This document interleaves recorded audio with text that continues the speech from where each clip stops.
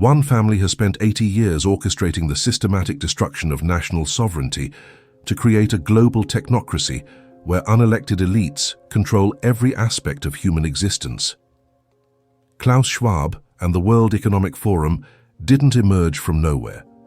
They represent the culmination of a multi-generational plan that began with Nazi collaboration during World War II and evolved into the most sophisticated attempt at world domination in human history. The numbers are staggering.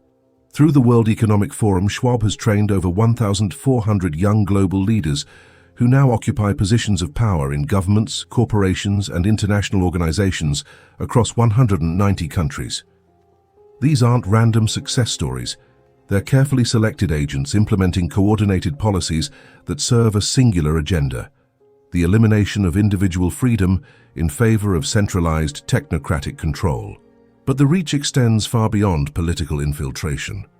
The WEF's Stakeholder Capitalism model has convinced over 1,000 of the world's largest corporations to prioritize environmental, social, and governance (ESG) criteria that subordinate business decisions to social engineering objectives determined by unelected global elites rather than market forces or consumer preferences. The transformation they're orchestrating is unprecedented in scope. Through coordinated manipulation of climate policy, digital currencies, artificial intelligence, and biomedical surveillance,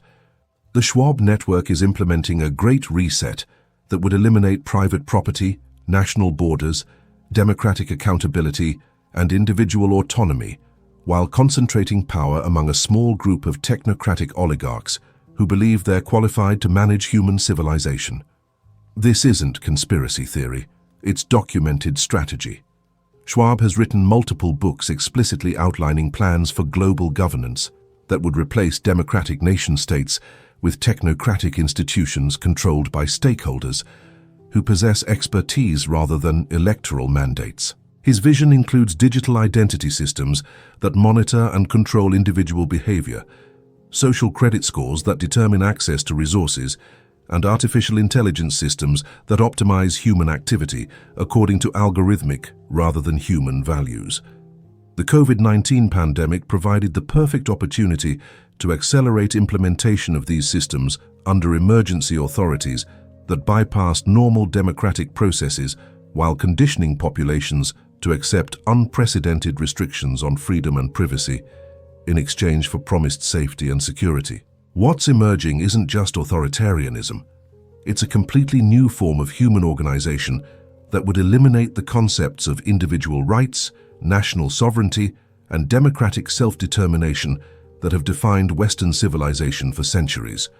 This is the story of how one family's Nazi origins evolved into a global conspiracy that threatens to transform human civilization into a managed technocracy where every aspect of existence serves algorithmic optimization rather than human flourishing. Today, Klaus Schwab's World Economic Forum is recognized as one of the most influential international organizations,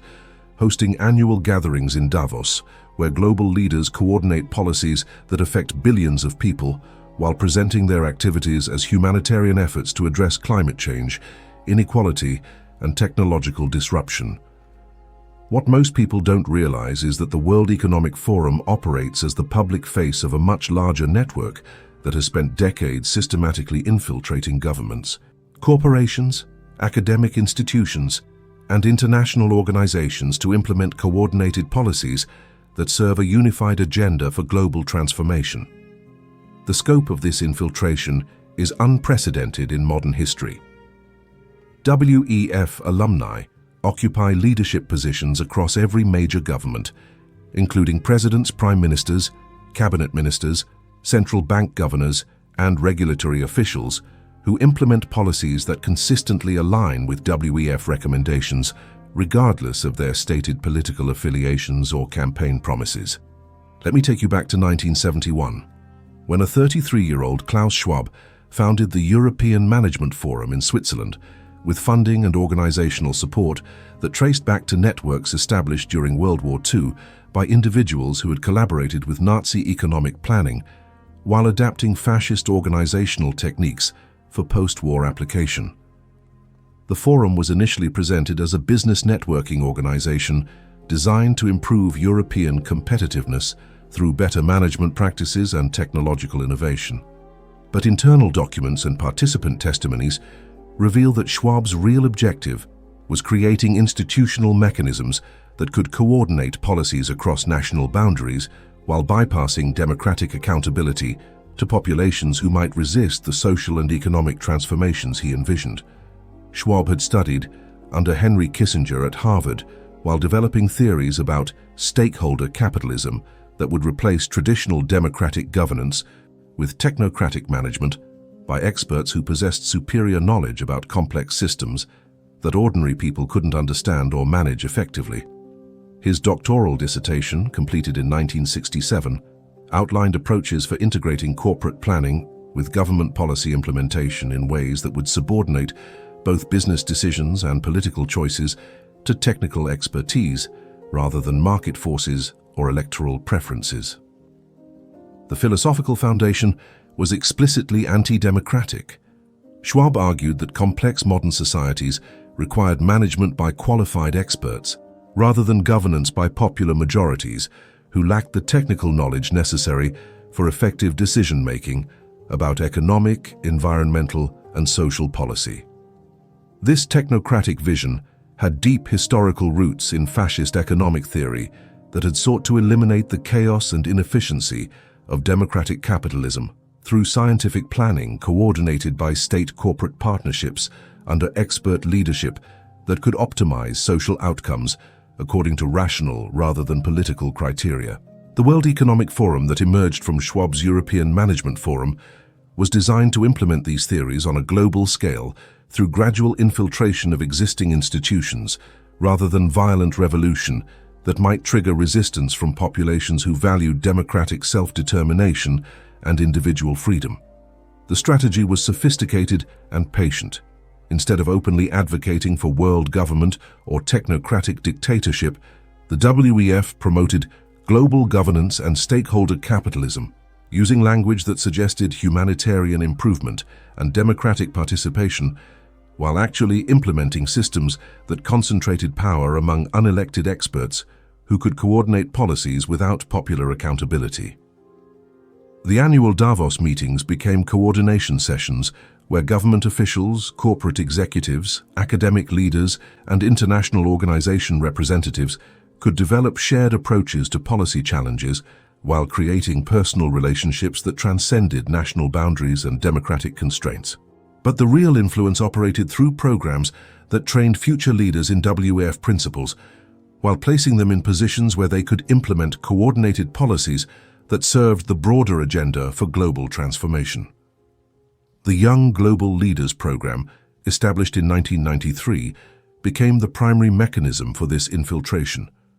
Participants were selected based on their potential for achieving positions of influence while demonstrating commitment to WEF principles that prioritized global coordination over national sovereignty and expert guidance over democratic accountability. The program's success exceeded anything Schwab could have initially envisioned.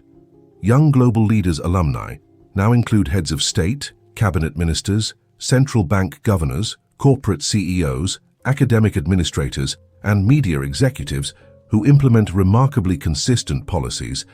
despite representing different countries' political parties and institutional affiliations. The coordination isn't coincidental or organic.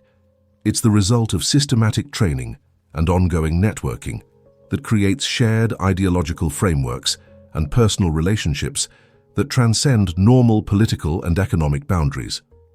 By 2020, the WEF network had achieved sufficient infiltration of global institutions to implement coordinated responses to the COVID-19 pandemic that advanced long-term objectives for social and economic transformation while using emergency authorities to bypass normal democratic constraints on government power. The Great Reset initiative that Schwab launched during the pandemic represented the culmination of 50 years of preparation for systematic implementation of technocratic governance that would replace national democracies with global institutional coordination managed by qualified experts rather than elected representatives. The transformation they're orchestrating extends far beyond traditional political or economic change to encompass fundamental alterations in how human societies organize themselves, make decisions, allocate resources, and define individual relationships to collective authority. What's emerging is a new form of civilization that would eliminate concepts like national sovereignty, individual rights, private property,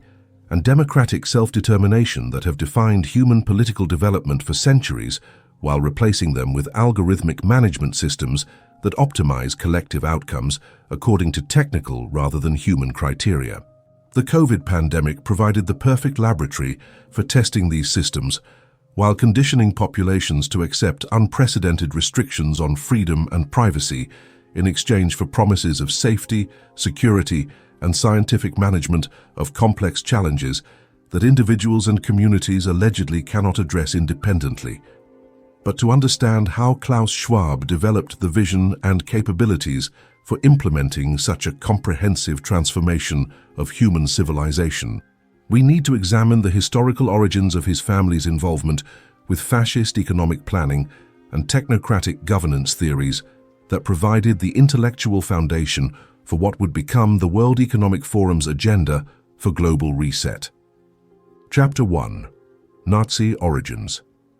The Schwab family's involvement with Nazi economic planning began in 1938, when Klaus Schwab's father, Eugen Schwab, was selected to manage a subsidiary of the German industrial conglomerate that would become central to the Third Reich's war production and forced labor programs. Eugen Schwab's appointment as managing director of Escher Wyss & Co.'s Ravensburg facility wasn't based on normal business qualifications. It was part of the Nazi Party's systematic placement of reliable administrators in strategic industrial positions that would coordinate private manufacturing with state economic planning under the wartime command economy. Escher Wyss was a Swiss-German engineering company that manufactured turbines, compressors, and precision machinery for heavy industry applications. Under Nazi economic coordination, the company became a crucial supplier for the German military, while participating in forced labor programs that used concentration camp prisoners and foreign workers as unpaid industrial labor. The Ravensburg facility that Eugen Schwab managed was located near several concentration camps and labor facilities, providing convenient access to the forced labor that the Nazi regime provided to German industries willing to coordinate with state economic planning objectives. Internal company documents discovered in post-war investigations reveal that Eugen Schwab was fully aware of the forced labor arrangements while actively participating in programs that optimized production efficiency through systematic exploitation of prisoners who worked under conditions that frequently resulted in death from exhaustion,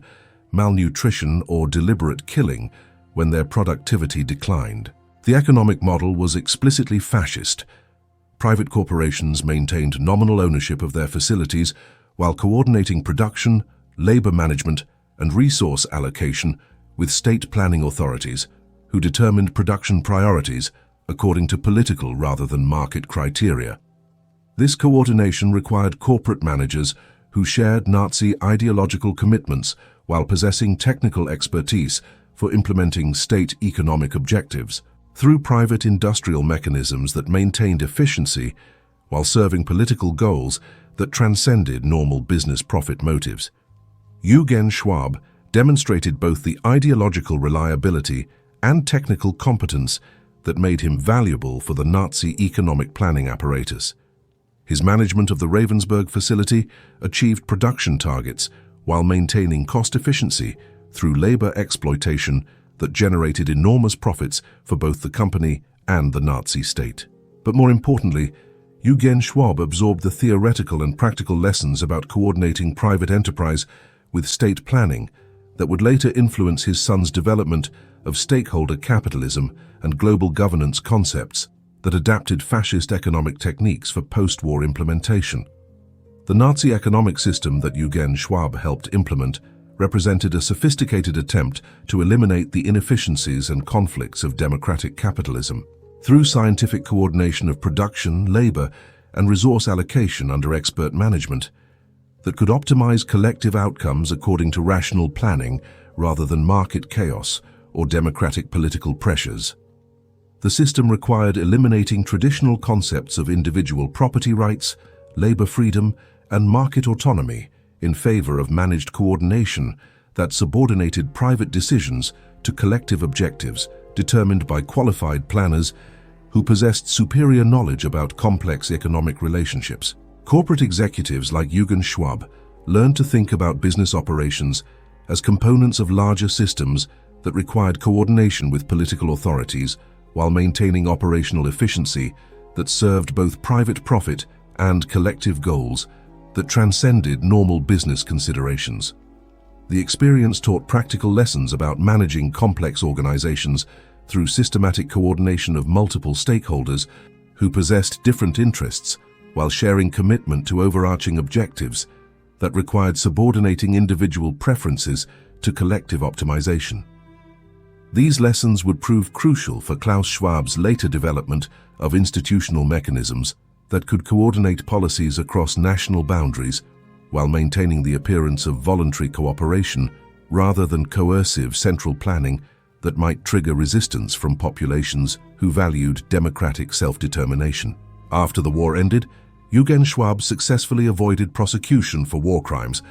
while maintaining his industrial management position through denazification processes that allowed technocratic specialists to continue their careers by claiming they had served technical rather than political functions during the Nazi period. This experience taught additional lessons about managing public perception and political transitions while maintaining institutional continuity that preserved valuable organizational capabilities, despite changing political circumstances that required adaptation rather than fundamental transformation. The post-war period provided opportunities to apply Nazi economic coordination techniques in democratic contexts through international organizations and corporate partnerships that could achieve similar coordination without the obvious coercion that had made Nazi planning politically unsustainable. European integration initiatives that emerged during the 1950s and 1960s provided mechanisms for implementing coordinated economic planning across national boundaries while maintaining democratic legitimacy through voluntary cooperation between governments that shared commitment to collective objectives that transcended individual national interests. Klaus Schwab absorbed these lessons while growing up in a household where systematic coordination of private enterprise with political planning was regarded as normal and necessary for addressing complex challenges that required expertise rather than democratic participation for effective resolution. His education reinforced these perspectives through exposure to academic theories about systems management,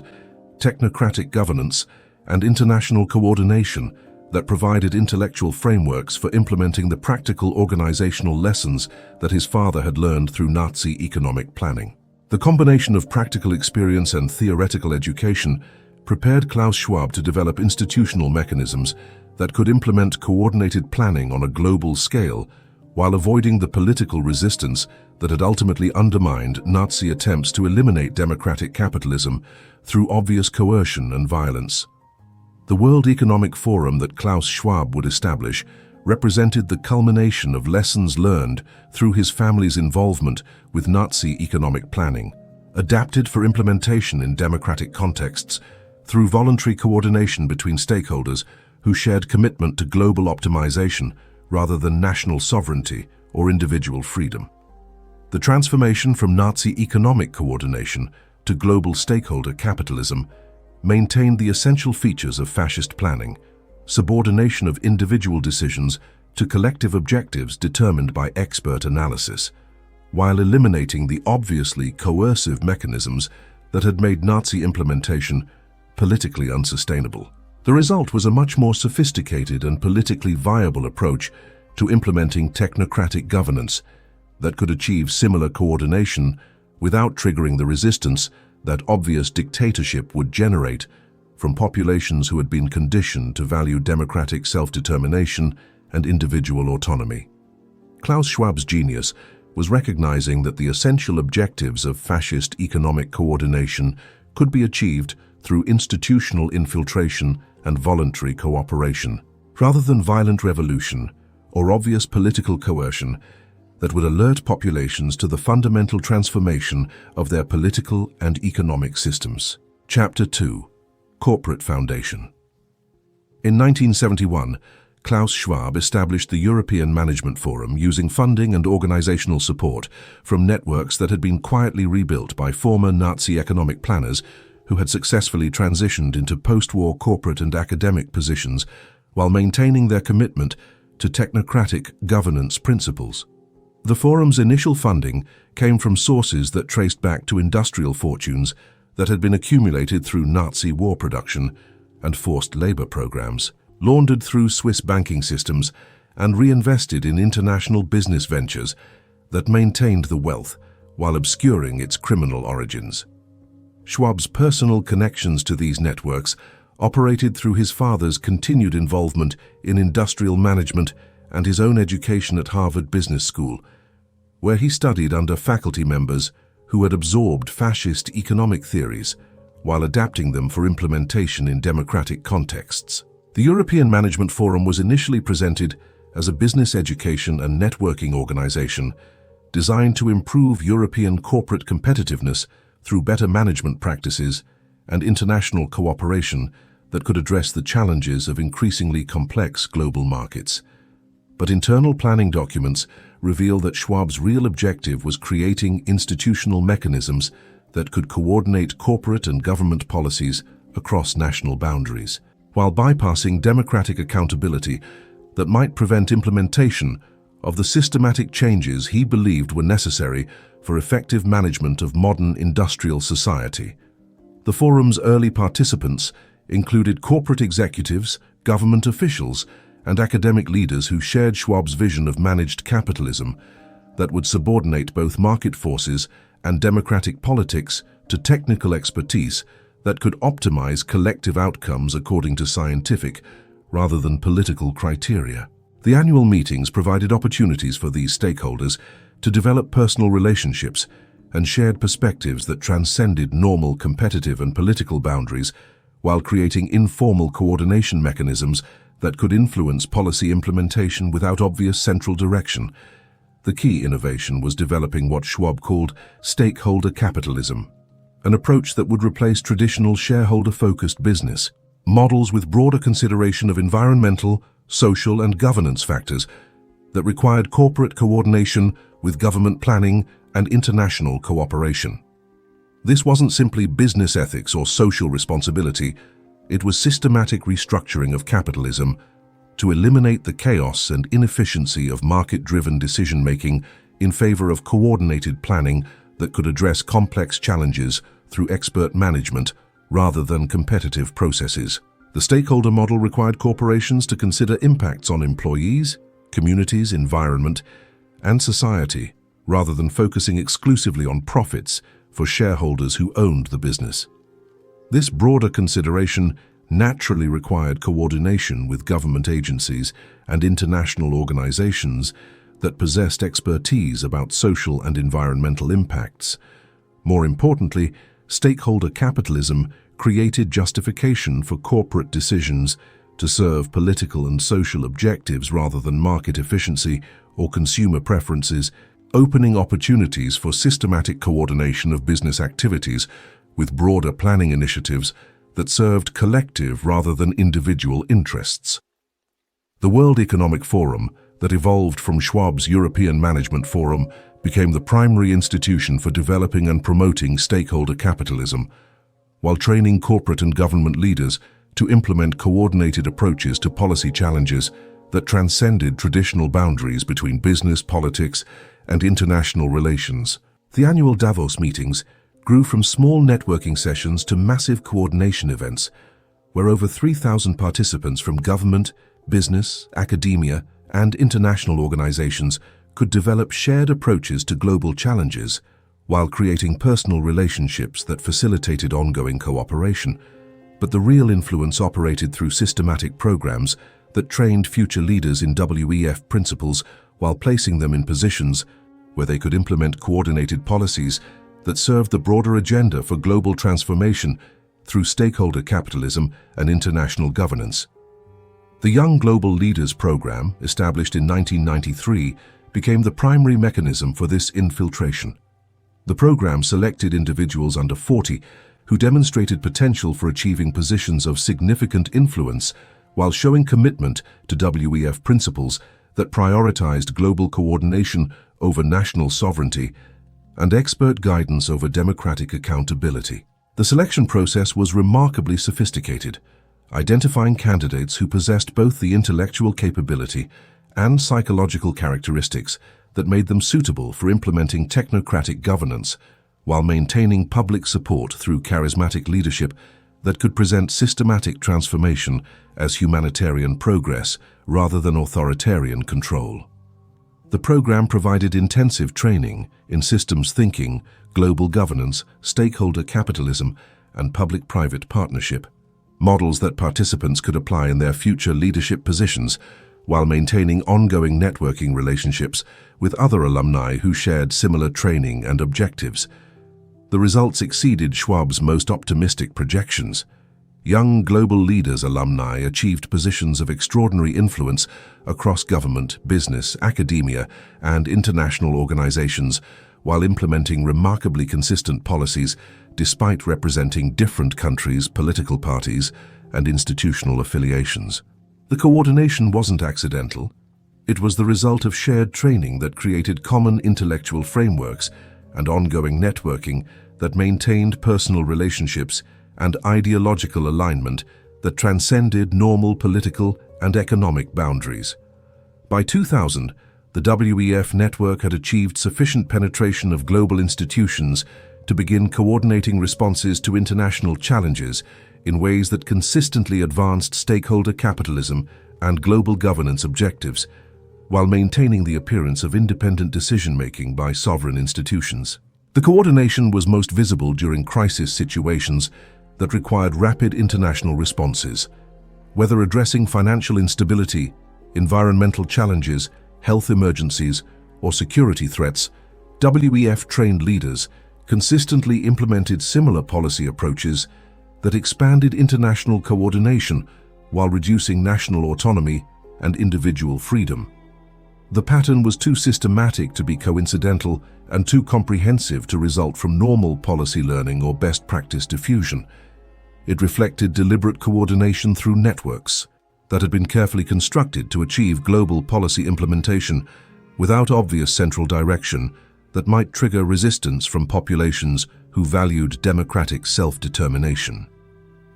The corporate foundation that Schwab had built through the World Economic Forum represented unprecedented achievement in global institutional penetration, while maintaining legitimacy through humanitarian rhetoric that presented systematic transformation as necessary progress rather than authoritarian control. The stakeholder capitalism model had successfully convinced thousands of major corporations to subordinate business decisions to social and environmental criteria that required coordination with government planning and international organizations, effectively eliminating market autonomy while maintaining the appearance of voluntary business responsibility. The Young Global Leaders Program had successfully placed WEF alumni in positions of extraordinary influence across every major institution, while ensuring their ongoing coordination through shared training and networking that maintained ideological alignment, despite geographical and institutional separation. Most importantly, the entire network operated through voluntary cooperation and humanitarian justification that made systematic resistance difficult, while conditioning populations to accept increasing coordination and reduced autonomy as necessary responses to complex global challenges that required expert management rather than democratic participation. The foundation was complete for implementing the comprehensive transformation that Schwab would later call the Great Reset, systematic restructuring of global civilization according to technocratic principles that had been carefully developed and tested through 50 years of institutional infiltration and policy coordination. Chapter 3. Global Forum. By 1980, Klaus Schwab had transformed his European Management Forum into the World Economic Forum, expanding from a regional business networking organization into a global coordination mechanism that influenced policy implementation across every continent, while maintaining the appearance of voluntary cooperation between independent stakeholders. The transformation wasn't organic growth. It was systematic expansion designed to achieve global institutional penetration that could coordinate policies across national boundaries, while bypassing democratic accountability to populations who might resist the social and economic changes that Schwab's network was implementing. The WEF's influence operated through multiple overlapping mechanisms that created comprehensive coordination capabilities without obvious central control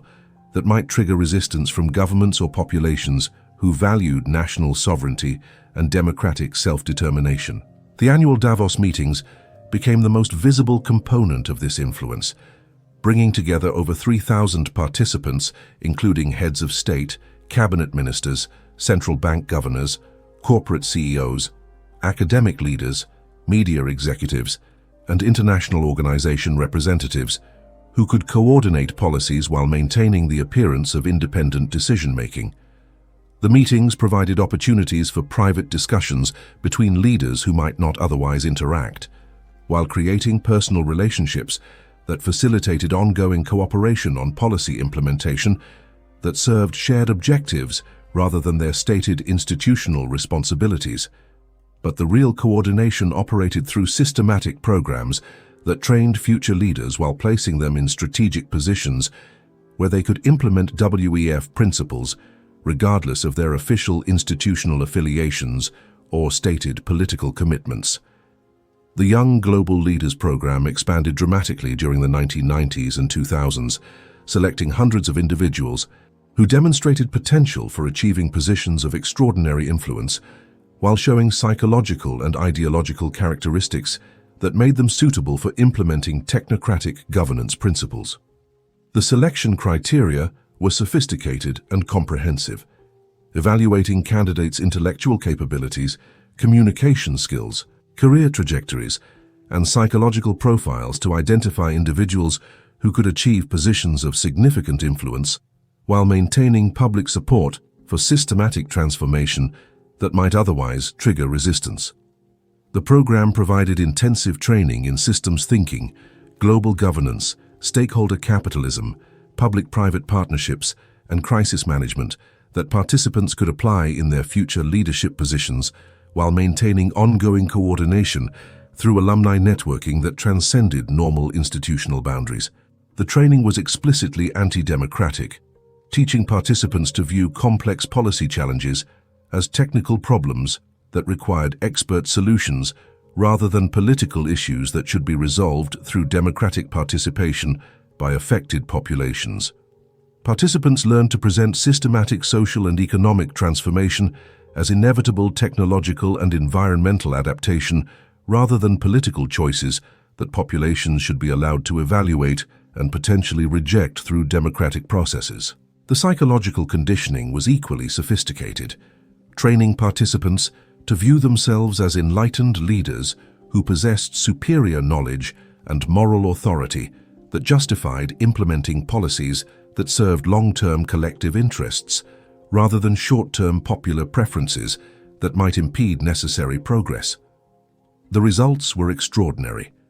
Young Global Leaders alumni achieved positions of remarkable influence while implementing policies that consistently advanced WEF objectives for stakeholder capitalism and global governance, regardless of their official institutional responsibilities or stated political affiliations. Emmanuel Macron became President of France while implementing policies that subordinated French national interests to European Union coordination and global governance initiatives. Justin Trudeau became Prime Minister of Canada while implementing similar policies that prioritized international coordination over Canadian sovereignty. Angela Merkel, Vladimir Putin, Tony Blair, Gordon Brown, Nicolas Sarkozy, José Manuel Barroso, and hundreds of other WEF alumni achieved positions of extraordinary political influence while implementing remarkably consistent policies that advanced global coordination and reduced national autonomy. The coordination extended beyond government to include corporate leadership that implemented stakeholder capitalism, while subordinating business decisions to environmental, social and governance criteria that required coordination with government planning and international organizations. Amazon, Microsoft, Google, Facebook, Apple, and hundreds of other major corporations embraced ESG criteria, while implementing business models that served WEF objectives for digital transformation, environmental regulation, and social engineering rather than traditional market efficiency or consumer preferences. Media organizations also participated in this coordination, with major news outlets consistently promoting WEF initiatives, while characterizing criticism of global governance as conspiracy theorizing that threatened international cooperation and scientific progress. The BBC, CNN, New York Times, Washington Post, Financial Times, and other influential media organizations provided editorial support for WEF policies while avoiding serious examination of the democratic implications of systematic coordination by unelected international networks. Academic institutions similarly embraced WEF principles through research programs, curriculum development, and faculty hiring that promoted global governance and stakeholder capitalism, while discouraging serious examination of alternative approaches that might prioritize national sovereignty or democratic accountability.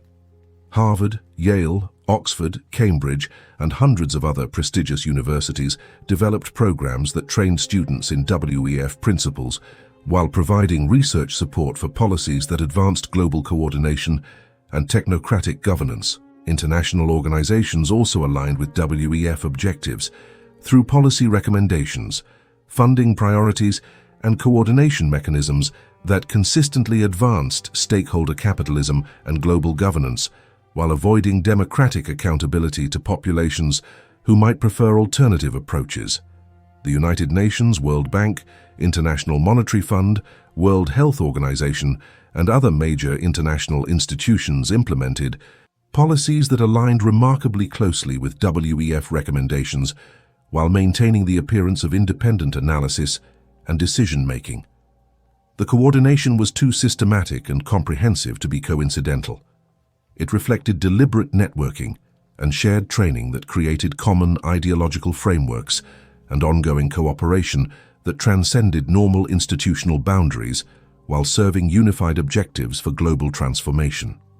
By 2010, the WEF network had achieved unprecedented influence over global policy implementation while maintaining legitimacy through humanitarian rhetoric that presented systematic coordination as necessary progress rather than authoritarian control by unelected elites. The network possessed capability for coordinating responses to international challenges in ways that consistently advanced WEF objectives, while bypassing democratic accountability that might prevent implementation of systematic social and economic transformation. The foundation was complete for implementing comprehensive global governance that could address complex challenges through expert management rather than democratic participation, while maintaining public support through crisis management and humanitarian justification that made resistance appear irresponsible or ignorant. The COVID-19 pandemic would provide the perfect opportunity to demonstrate this capability while implementing the systematic transformation that Schwab would call the Great Reset, comprehensive restructuring of global civilization according to technocratic principles that had been carefully developed and tested through 50 years of institutional infiltration and policy coordination. Chapter 4. Political Penetration. The World Economic Forum's penetration of global political systems reached unprecedented levels by 2020, with WEF alumni occupying key positions in virtually every major government while implementing coordinated policies that consistently advanced stakeholder capitalism and global governance objectives, regardless of their stated political affiliations or campaign promises. This political infiltration wasn't accidental or organic. It was the result of systematic recruitment and training that created a network of political leaders who shared ideological commitments to technocratic governance while maintaining public support through charismatic leadership that presented fundamental transformation as democratic progress rather than authoritarian control. The recruitment process operated through multiple overlapping mechanisms that identified potential political leaders while they were still students or early career professionals, providing them with educational opportunities, networking connections, and financial support that facilitated their rise to positions of extraordinary influence. The World Economic Forum's educational partnerships with major universities created pathways for identifying and cultivating future political leaders while exposing them to stakeholder capitalism and global governance principles that shaped their subsequent policy approaches, regardless of their official institutional affiliations. Harvard's Kennedy School, Georgetown's School of Foreign Service, Oxford's Blavatnik School, and dozens of other prestigious institutions developed programs that attracted ambitious young professionals while training them in WEF principles that prioritized international cooperation over national sovereignty and expert guidance over democratic accountability. The Young Global Leaders program provided more intensive training for individuals who had already demonstrated potential for achieving positions of significant political influence, while showing psychological characteristics that made them suitable for implementing systematic social and economic transformation. The selection process evaluated candidates' communication skills, career trajectories, and ideological flexibility to identify individuals who could achieve electoral success while maintaining commitment to WEF objectives that might conflict with popular preferences in their home countries. The program provided comprehensive training in public communication, crisis management, international cooperation, and policy implementation that participants could apply while maintaining ongoing coordination through alumni networking that transcended normal political boundaries. But the most crucial component was ideological conditioning that taught participants to view democratic resistance to expert recommendations as ignorant populism that threatened scientific progress and international cooperation necessary for addressing complex global challenges. Participants learned to present systematic transformation as inevitable adaptation to technological and environmental changes rather than political choices that should be subject to democratic evaluation by populations who might prefer alternative approaches that prioritized national sovereignty or individual freedom. The psychological training was sophisticated and comprehensive, creating shared worldviews that justified implementing policies that served long-term collective interests as defined by expert analysis rather than short-term popular preferences that might impede necessary progress toward optimal social organization. The results exceeded anything previous political movements had achieved through conventional organizing or electoral strategies. WEF alumni achieved positions of extraordinary influence while implementing remarkably consistent policies despite representing different political parties, ideological traditions, and national interests. Emmanuel Macron's rise from investment banker to French president exemplified the WEF's capability for political penetration. Despite having no prior electoral experience, Macron achieved the presidency while implementing policies that subordinated French national interests to European Union coordination and global governance initiatives that aligned perfectly with WEF objectives. His political movement, En Marche, was presented as grassroots democratic renewal, but actually represented sophisticated application of WEF training in stakeholder capitalism and global governance that prioritized international coordination over national sovereignty, while maintaining public support through charismatic leadership and crisis management. Justin Trudeau's transformation of Canadian politics followed a similar pattern. Despite limited political experience, Trudeau achieved the prime ministership while implementing policies that consistently advanced WEF objectives for environmental regulation, digital transformation, and social engineering, while maintaining public support through skilled communication that presented systematic change as progressive values rather than technocratic control. Angela Merkel's dominance of German and European politics demonstrated the WEF network's capability for long-term coordination across multiple political transitions while maintaining consistent policy implementation that served stakeholder capitalism and global governance objectives regardless of electoral outcomes or coalition arrangements.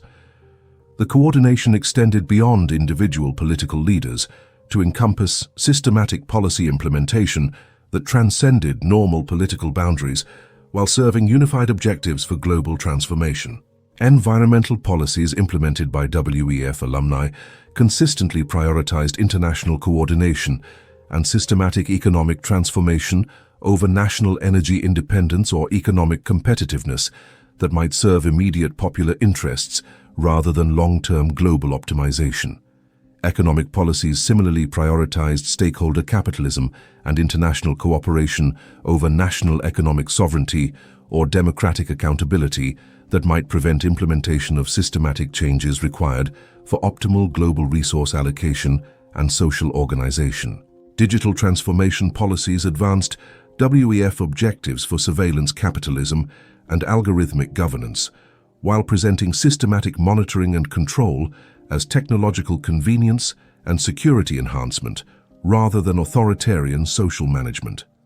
Health policies expanded government authority and international coordination while reducing individual autonomy and democratic accountability through emergency powers that bypassed normal constitutional constraints on government authority over personal decisions. The systematic nature of this coordination revealed sophisticated planning and ongoing communication that transcended normal political processes while serving objectives that had been carefully developed through decades of institutional preparation and network building. Crisis management provided the most dramatic demonstrations of WEF network coordination.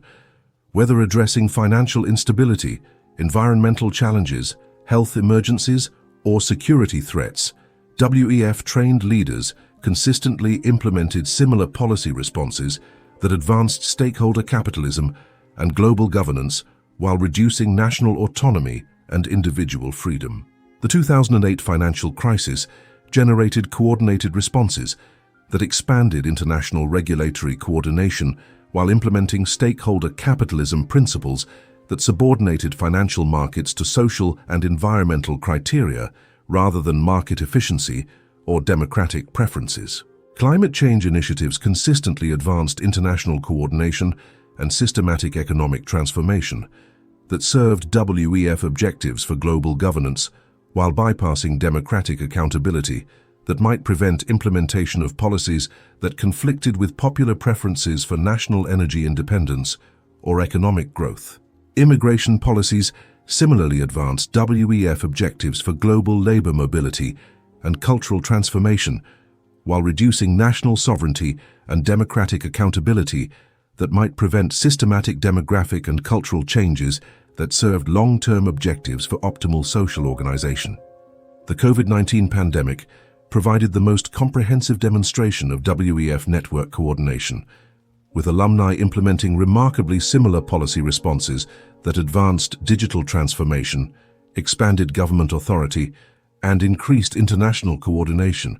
while conditioning populations to accept unprecedented restrictions on freedom and privacy. The coordination was too systematic and comprehensive to be coincidental policy learning or best practice diffusion. It reflected deliberate networking and shared training that created common ideological frameworks and ongoing cooperation that transcended normal political boundaries while serving unified objectives for global transformation. By 2020, the WEF network had achieved political penetration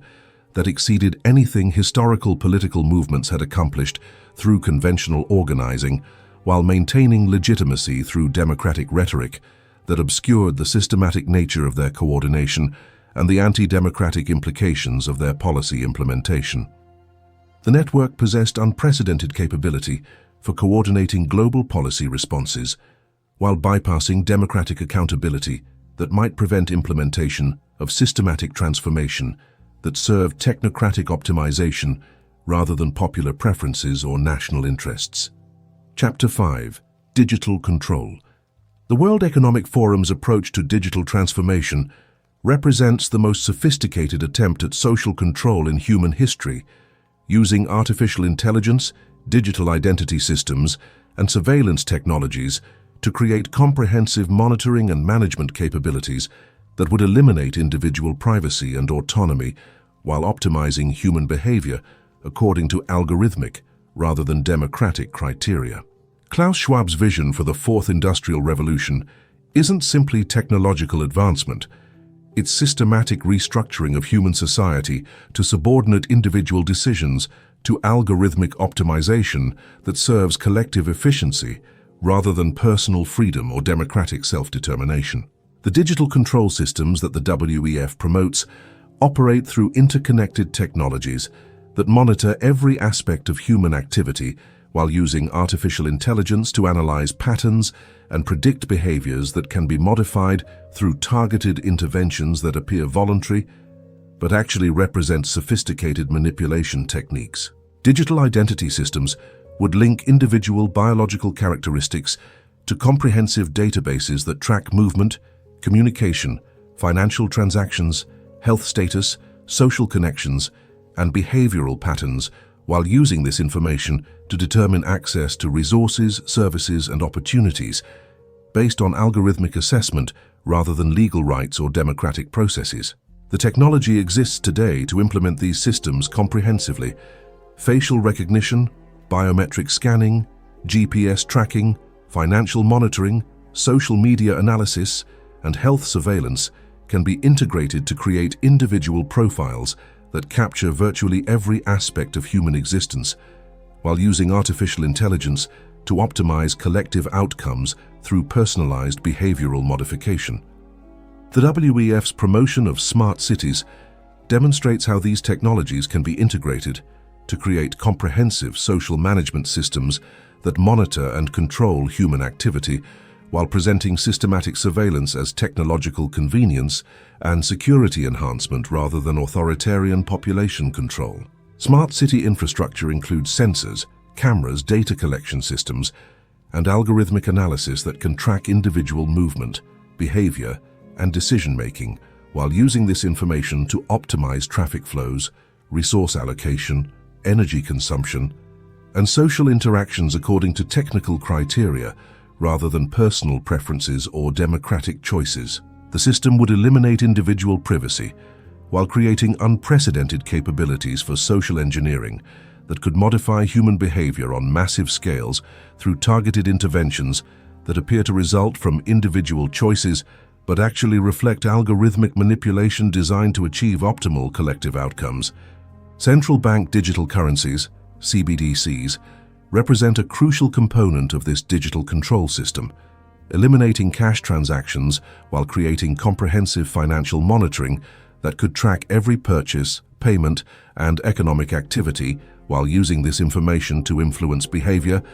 through selective access to resources and services. CBDCs would allow governments and international organizations to implement social credit systems that reward desired behaviors while punishing activities that conflict with optimal social organization as determined by algorithmic analysis rather than democratic processes or legal frameworks that protect individual rights. The social credit model that China has implemented demonstrates how digital technologies can be used to create comprehensive behavior modification systems that monitor individual activities while using rewards and punishments to encourage compliance with government objectives that may conflict with personal preferences or traditional concepts of individual freedom. The WEF has explicitly praised China's social credit system while promoting similar approaches for global implementation through digital identity systems, financial monitoring, and behavioral analysis that would create worldwide capabilities for population management according to technocratic rather than democratic criteria. Artificial intelligence systems that the WEF promotes would analyze comprehensive individual data to predict behaviors, identify potential problems, and recommend interventions that could prevent undesired activities while encouraging optimal social participation according to algorithmic rather than human values. The AI systems would operate beyond human comprehension or control, making decisions about individual lives based on pattern analysis and predictive modeling that treats human beings as data points to be optimized, rather than autonomous individuals who possess inherent rights to make their own choices about how to live. The Internet of Things, IoT infrastructure that supports smart city systems would embed monitoring capabilities in every device, appliance, vehicle, and physical infrastructure, while creating comprehensive surveillance networks that capture individual activities in real time. while using this information for continuous behavioral analysis and modification. Smart homes would monitor sleep patterns, eating habits, exercise activities, social interactions, entertainment choices, and communication patterns while using artificial intelligence to optimize individual behaviors according to health, efficiency, and social criteria determined by algorithmic analysis rather than personal preferences. Smart transportation would track individual movement patterns, destination choices, and travel behaviors while using this information to influence mobility through pricing, scheduling, and access controls that encourage optimal resource utilization rather than individual convenience or freedom of movement. Smart healthcare would monitor individual physiological indicators, medication compliance, lifestyle choices, and health behaviors while using artificial intelligence to optimize medical interventions according to population health criteria that may conflict with individual autonomy or personal healthcare preferences. The coordination required for implementing these digital control systems globally would operate through the WEF's established networks of government officials, corporate executives, and international organization representatives who could implement consistent technical standards while maintaining interoperability across national boundaries. The implementation would appear voluntary and beneficial, presenting comprehensive surveillance as security enhancement, behavioral optimization as health improvement, and algorithmic management as efficiency advancement, while obscuring the systematic elimination of individual privacy, autonomy,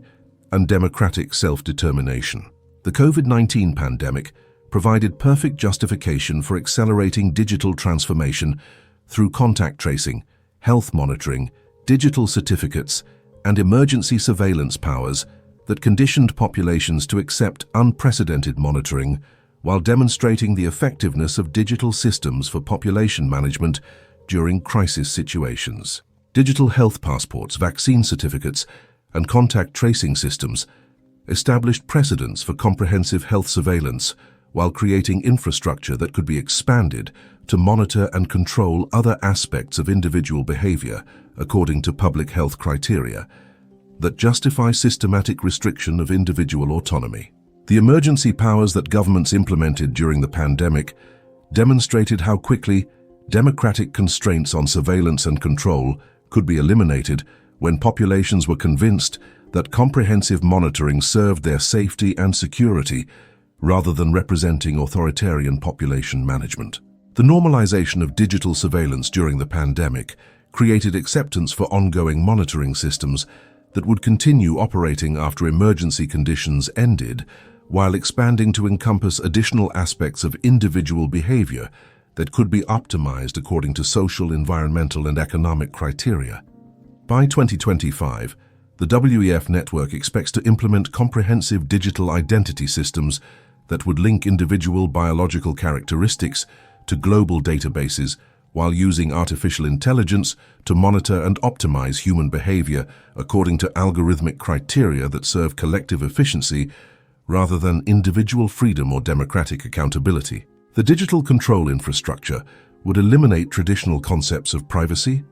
autonomy, and democratic self-determination while creating unprecedented capabilities for social engineering that could reshape human civilization according to technocratic optimization rather than human values or democratic preferences. Chapter 6. Pandemic Opportunity.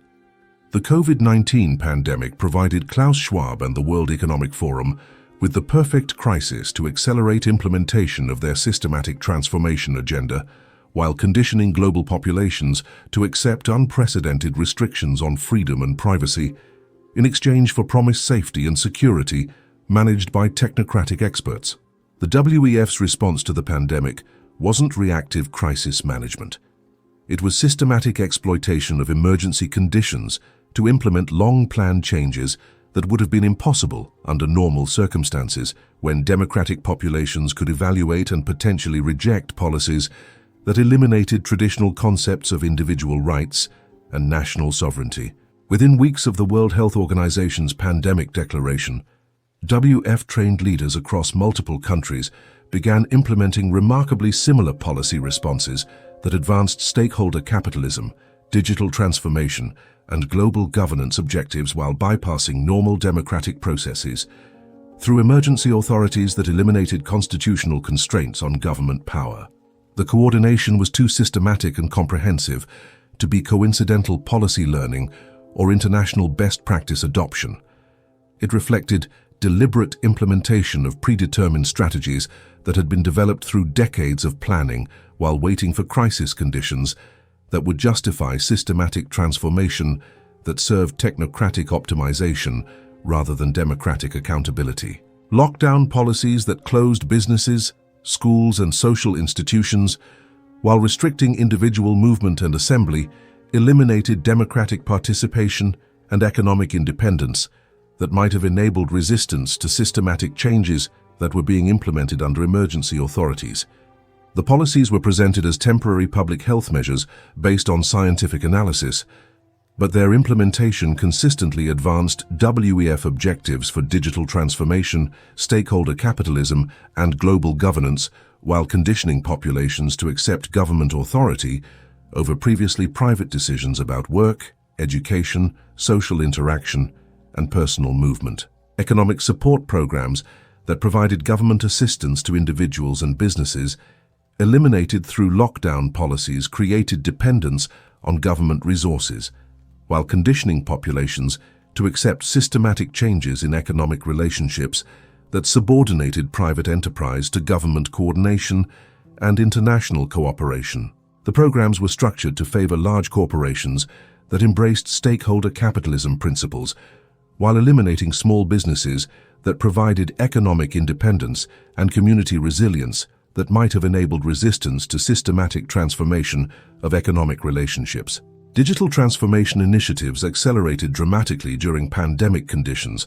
as populations were forced to adopt remote work, online education, telemedicine, digital payment systems, and social media communication that created comprehensive digital footprints, while conditioning acceptance of surveillance technologies that enabled ongoing monitoring and behavioral analysis. The digital systems that were implemented for pandemic response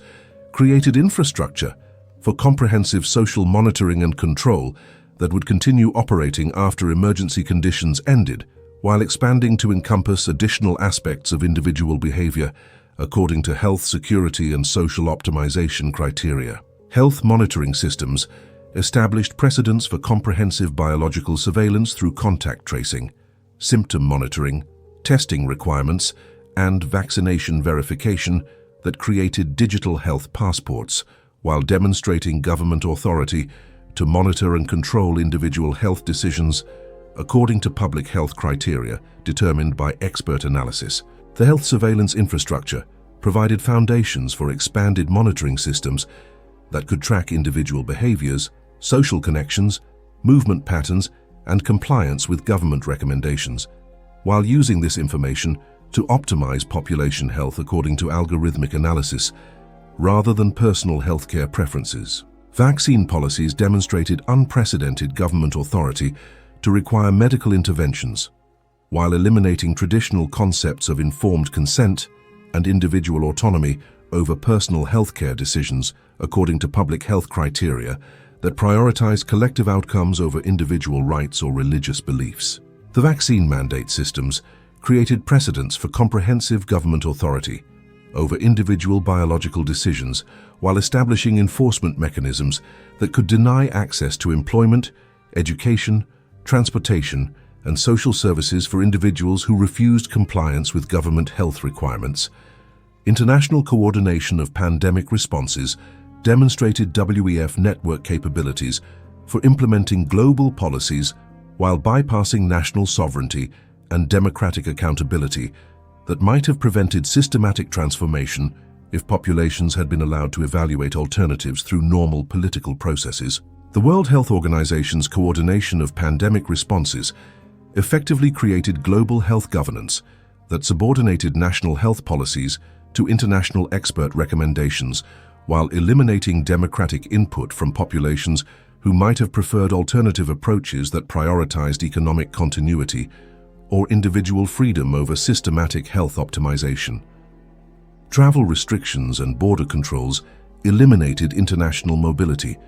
while creating precedents for comprehensive government authority over individual movement according to health criteria that could be expanded to encompass environmental, social, and security considerations that might require ongoing restrictions on personal freedom. The travel control systems established infrastructure for comprehensive movement monitoring while conditioning populations to accept government authority over previously private decisions about personal mobility according to criteria determined by expert analysis, rather than individual preferences or constitutional rights. Financial system changes accelerated digital payment adoption while reducing cash transactions that provided individual privacy and economic independence from government monitoring and control systems that could track every financial transaction while using this information for behavioral analysis and social optimization. The financial monitoring systems created capabilities for comprehensive economic surveillance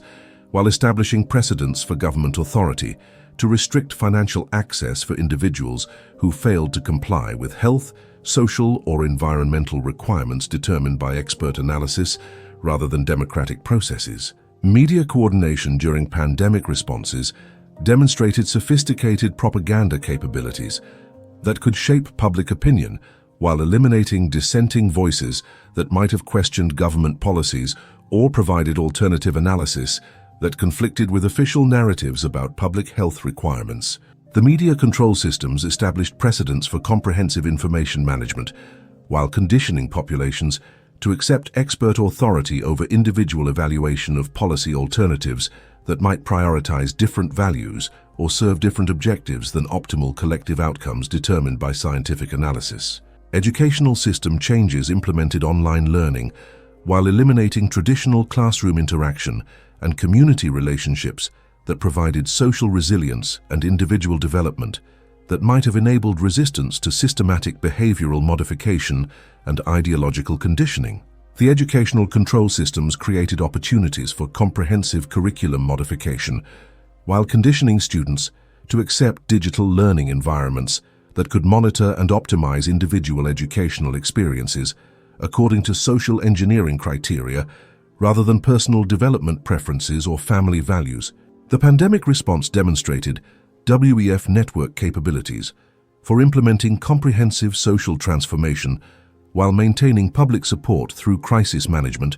that presented systematic elimination of individual freedom and democratic accountability as necessary adaptation to emergency conditions that required expert management rather than democratic participation. By 2022, pandemic policies had successfully conditioned global populations to accept unprecedented government authority while establishing infrastructure for comprehensive social monitoring and control that could continue operating under different justifications that might include environmental emergencies, security threats, or economic crises that required similar expert management and systematic transformation. The pandemic opportunity had been successfully exploited to accelerate implementation of the Great Reset agenda while conditioning populations to accept systematic changes that would have been impossible under normal circumstances when democratic evaluation might have revealed the anti-democratic implications of policies that served technocratic optimization rather than human freedom or democratic self-determination. Chapter 7. Great Reset. The Great Reset that Klaus Schwab launched in June 2020 represents the culmination of 80 years of planning for systematic transformation of human civilization according to technocratic principles that would eliminate individual freedom, national sovereignty, and democratic accountability in favor of global governance managed by unelected experts who believe they possess superior knowledge for optimizing collective human outcomes. The Great Reset isn't simply economic policy or environmental initiative. It's comprehensive restructuring of human society that would fundamentally alter how people live, work, travel, communicate, and make decisions while subordinating individual autonomy to algorithmic optimization that serves collective efficiency rather than personal freedom or democratic preferences. Schwab's book, COVID-19: The Great Reset, explicitly outlines plans for using pandemic conditions to accelerate systematic transformation that would reset capitalism, democracy, and international relations, while implementing stakeholder capitalism, global governance, and digital control systems that had been carefully developed through 50 years of institutional preparation. The reset agenda encompasses every aspect of human existence while presenting systematic transformation as inevitable adaptation to technological and environmental changes rather than political choices that should be subject to democratic evaluation by populations who might prefer alternative approaches that prioritized individual freedom or national sovereignty. Economic reset policies would eliminate private property ownership while implementing sharing economy models that would make individuals dependent on access to resources controlled by corporations and government agencies that coordinate allocation according to social and environmental criteria rather than market mechanisms or personal preferences. The "You will own nothing and be happy" slogan that became associated with WEF messaging captured the essential objective: eliminating individual economic independence while creating dependence on institutional systems that could monitor and control access to housing, transportation, food, and other necessities according to behavioral compliance with social optimization criteria. The sharing economy model would eliminate individual ownership of vehicles, housing, appliances, and other assets while requiring ongoing payments for temporary access to resources that could be denied based on social credit scores, environmental compliance, health status, or political conformity, as determined by algorithmic analysis rather than legal rights or democratic processes. Environmental reset policies would implement carbon tracking and rationing systems that would monitor and control individual energy consumption, transportation, food choices, and consumption patterns while using artificial intelligence to optimize resource allocation according to environmental criteria that might conflict with personal preferences or economic interests. The carbon credit system would create comprehensive environmental monitoring while enabling systematic control over individual lifestyle choices through pricing mechanisms, access restrictions, and behavioral incentives that would eliminate personal autonomy over decisions about how to live while serving environmental optimization, determined by expert analysis rather than democratic evaluation. Digital reset policies would implement universal digital identity systems that would link individual biological characteristics to comprehensive databases while using artificial intelligence to monitor and optimize human behavior according to health, social, environmental, and economic criteria, determined by algorithmic analysis rather than personal choices or democratic accountability. The digital identity infrastructure would eliminate individual privacy while creating unprecedented capabilities for social engineering that could modify human behavior on massive scales through targeted interventions that appear voluntary but actually represent sophisticated manipulation designed to achieve optimal collective outcomes according to technocratic rather than democratic criteria. Governance reset policies would transfer decision-making authority from elected governments to international organizations and public-private partnerships that would coordinate global policies while eliminating national sovereignty and democratic accountability that might prevent implementation of systematic transformation that serves expert optimization rather than popular preferences. The global governance model would operate through stakeholder representation that would give corporations, international organizations, and expert institutions decisive influence over policies that affect billions of people while eliminating democratic participation that might result in decisions that conflict with optimal collective outcomes as determined by scientific analysis. Social reset policies would implement comprehensive behavioral modification systems that would use digital monitoring, social credit scores, and algorithmic incentives to encourage compliance with social optimization criteria while discouraging individual behaviors that might conflict with collective efficiency or environmental sustainability as determined by expert analysis. The social engineering system would eliminate traditional concepts of individual autonomy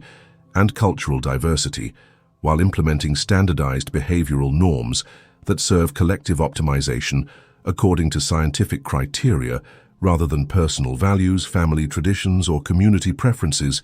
that might impede systematic social transformation. Health reset policies would expand government authority over individual medical decisions, while implementing comprehensive biological monitoring that would track health status, medication compliance, lifestyle choices, and behavioral patterns while using artificial intelligence to optimize health outcomes, according to population criteria that might conflict with individual healthcare preferences. The health management system would eliminate traditional concepts of informed consent and medical privacy,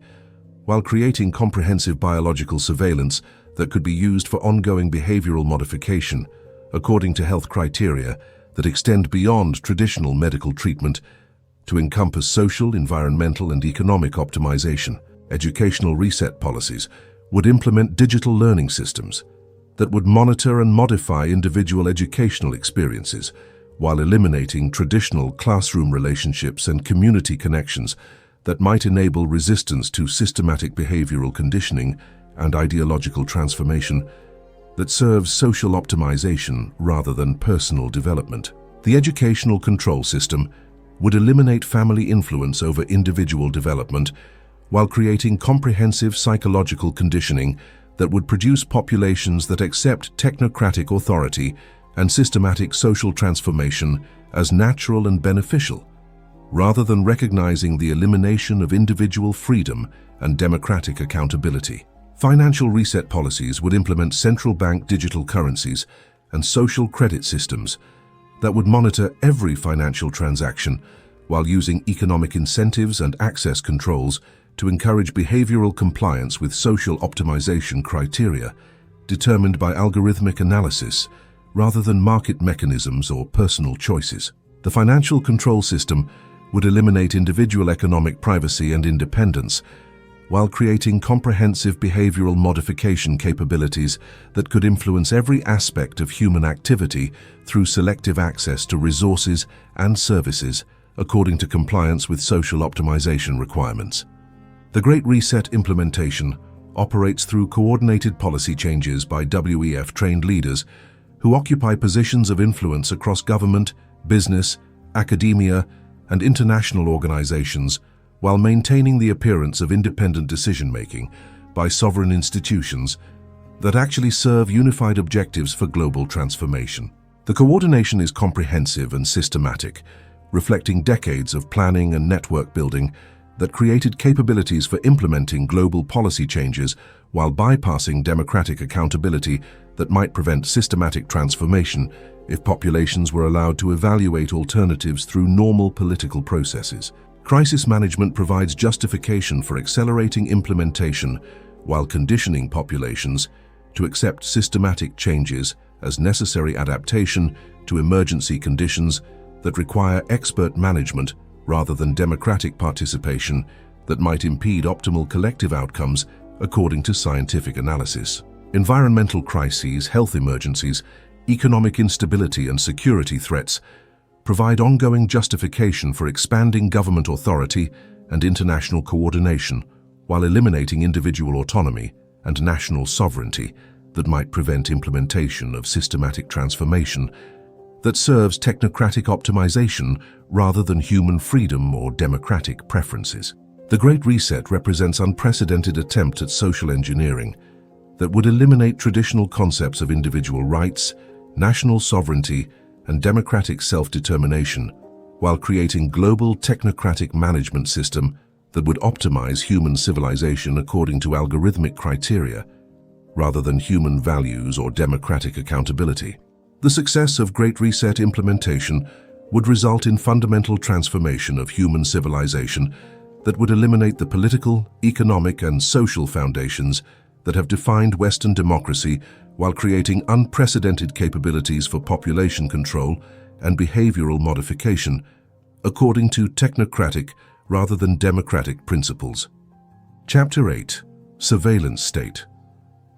The surveillance infrastructure that Klaus Schwab and the World Economic Forum promote through their Fourth Industrial Revolution agenda represents the most comprehensive system of population monitoring and control ever conceived,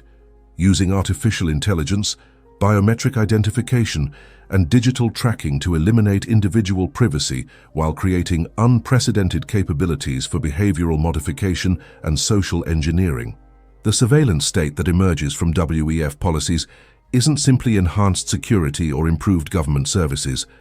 It's systematic monitoring of every aspect of human existence that would make individual autonomy impossible, while enabling algorithmic management of human behavior according to technocratic optimization criteria rather than democratic preferences or individual rights. Digital identity systems that the WEF promotes would link individual biological characteristics, including facial recognition, fingerprints, DNA sequences, and behavioral patterns, to comprehensive databases that track every interaction with digital infrastructure, while using artificial intelligence to analyze and predict individual behaviors that can be modified through targeted interventions. The biometric identification infrastructure would eliminate anonymous interaction with technology, transportation, financial systems, healthcare, education, and social services, while creating comprehensive individual profiles that capture virtually every aspect of human existence for ongoing algorithmic analysis and behavioral optimization. Facial recognition technology deployed through smart city infrastructure would monitor individual movement patterns, social interactions, emotional expressions, and behavioral activities, while using artificial intelligence to assess compliance with social optimization criteria and identify potential problems that require intervention or correction. The facial recognition networks would operate continuously through cameras embedded in transportation systems, commercial buildings, public spaces, and private residences, while creating real-time monitoring capabilities that could track every individual's location, activities, and social connections for comprehensive behavioral analysis. Financial surveillance through central bank digital currencies and digital payment systems would monitor every transaction, purchase, and economic activity, while using this information to assess individual behavioral patterns and implement economic incentives or restrictions that encourage compliance with social optimization criteria determined by algorithmic analysis. The financial monitoring infrastructure would eliminate cash transactions and anonymous economic activity, while creating comprehensive economic profiles that could be used to influence individual behavior through selective access to resources, services, and opportunities based on algorithmic assessment, rather than legal rights or market mechanisms. Health surveillance systems would monitor individual physiological indicators, medication compliance, exercise patterns, sleep habits, dietary choices, and social behaviors, while using artificial intelligence to optimize health outcomes according to population criteria that might conflict with individual healthcare preferences or personal autonomy. The health monitoring infrastructure would operate through wearable devices, smartphone applications, smart home sensors, and medical systems, while creating continuous biological surveillance that could detect and respond to individual health variations in real time according to algorithmic optimization rather than personal healthcare decisions. Communication surveillance would monitor individual phone calls, text messages, email correspondence, social media activity, and internet usage, while using artificial intelligence to analyze communication patterns, social networks, ideological preferences, and behavioral indicators that might suggest non-compliance with social optimization requirements. The communication monitoring systems would operate through telecommunications infrastructure, internet service providers, social media platforms, and messaging applications, while creating comprehensive profiles of individual social connections, information consumption, and ideological preferences that could be used for targeted behavioral modification. Transportation surveillance would monitor individual travel patterns, destination choices, vehicle usage, and mobility behaviors, while using this information to optimize transportation resources and implement access controls that encourage environmentally and socially optimal travel decisions according to algorithmic analysis rather than personal preferences. The transportation monitoring infrastructure would operate through GPS tracking, license plate recognition, public transit systems, and ride-sharing platforms, while creating comprehensive mobility profiles that could be used to influence individual movement through pricing incentives, access restrictions, and social credit adjustments. Workplace surveillance would monitor individual productivity, communication patterns, collaboration behaviors, and compliance with corporate social responsibility criteria, while using artificial intelligence to optimize workplace efficiency and ensure employee alignment with stakeholder capitalism principles rather than traditional employment relationships. The workplace monitoring systems would operate through employee devices, facility sensors, communication platforms, and productivity tracking applications, while creating comprehensive profiles of individual work behaviors that could be used for performance optimization, behavioral modification, and ideological alignment assessment. Education surveillance would monitor individual learning patterns, social interactions, ideological development, and compliance with educational objectives, while using artificial intelligence to optimize individual educational experiences according to social engineering criteria, rather than personal development preferences or family values. The educational monitoring infrastructure would operate through digital learning platforms, school devices, facility sensors, and behavioral tracking systems, while creating comprehensive profiles of individual intellectual and social development that could be used for ongoing behavioral conditioning and ideological alignment. Home surveillance would monitor individual domestic activities, consumption patterns, energy usage, social interactions, and lifestyle choices, while using artificial intelligence to optimize household efficiency and ensure compliance with environmental and social criteria, determined by algorithmic analysis rather than personal preferences. The home monitoring systems would operate through smart home devices, utility meters,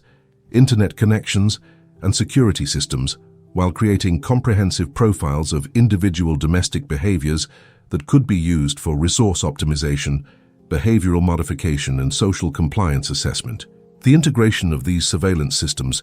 would create comprehensive individual profiles that capture virtually every aspect of human existence, while using artificial intelligence to analyze patterns, predict behaviors, and implement targeted interventions that appear voluntary, but actually represent sophisticated manipulation designed to achieve optimal collective outcomes. The surveillance infrastructure would operate beyond human comprehension or democratic accountability, making decisions about individual lives based on algorithmic analysis that treats human beings as data points to be optimized, rather than autonomous individuals who possess inherent rights to privacy, freedom, and self-determination. The psychological impact of comprehensive surveillance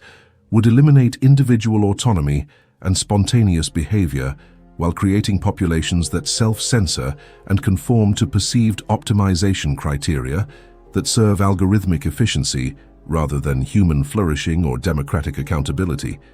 The social impact would eliminate traditional concepts of privacy, intimacy, and individual development, while creating standardized behavioral norms that serve collective optimization according to technocratic criteria rather than personal values, family traditions, or community preferences that might conflict with systematic social engineering. The political impact would eliminate democratic resistance and independent thought, while creating populations that accept technocratic authority and systematic social transformation as natural and beneficial, rather than recognizing the elimination of individual freedom and democratic self-determination. By 2030, the WEF network expects to implement comprehensive surveillance infrastructure that would monitor every aspect of human existence while using artificial intelligence to optimize individual behaviors according to collective criteria that serve technocratic efficiency rather than human freedom or democratic accountability.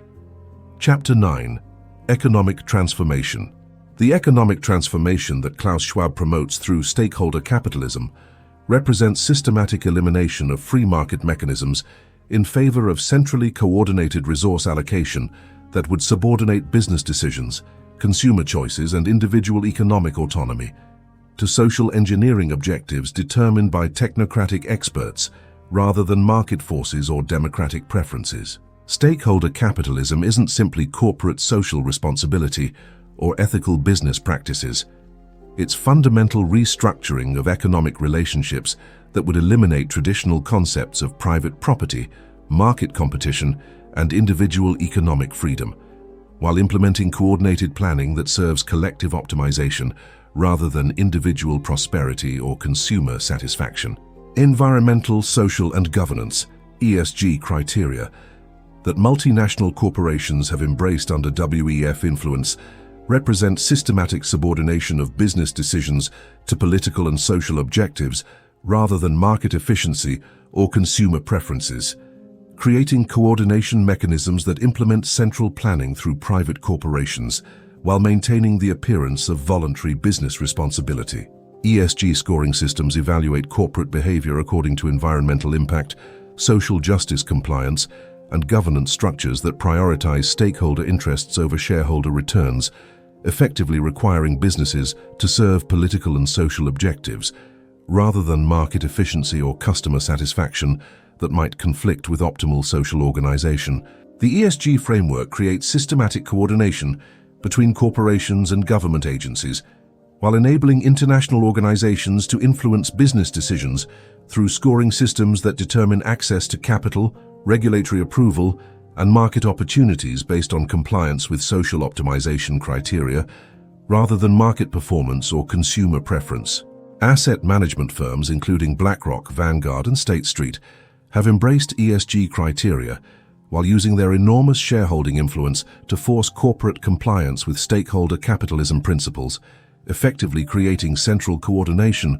of business decisions across multiple industries and countries, while bypassing normal market mechanisms and democratic accountability. The asset management coordination operates through proxy voting, board representation, and investment decisions that prioritize ESG compliance over financial returns,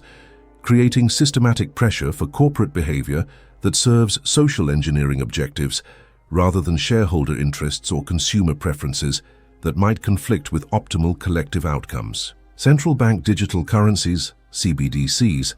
would eliminate cash transactions while creating comprehensive financial monitoring that could track every purchase, payment, and economic activity, while using this information to implement social credit systems that reward desired behaviors, while punishing activities that conflict with social optimization criteria. CBDC systems would enable real-time implementation of economic policies, including carbon rationing, consumption limits, geographic spending restrictions, and behavioral incentives that could modify individual economic decisions according to environmental, social, and health criteria determined by algorithmic analysis, rather than personal preferences or market mechanisms. The financial control capabilities of CBDC systems would exceed anything historical authoritarian regimes achieved through traditional monetary policy, creating unprecedented opportunities for economic manipulation that could influence individual behavior through selective access to resources and services, based on compliance with social optimization requirements. Universal Basic Income, UBI programs that the WEF promotes would eliminate employment-based economic independence while creating dependence on government resources that could be conditioned on behavioral compliance with social optimization criteria, including health requirements, environmental compliance, and ideological conformity determined by expert analysis rather than individual choice. UBI systems would provide government payments to individuals while eliminating the economic relationships and workplace communities that provide independence and social resilience that might enable resistance to systematic behavioral modification and social engineering that serves technocratic optimization rather than individual autonomy. The sharing economy model that the WEF promotes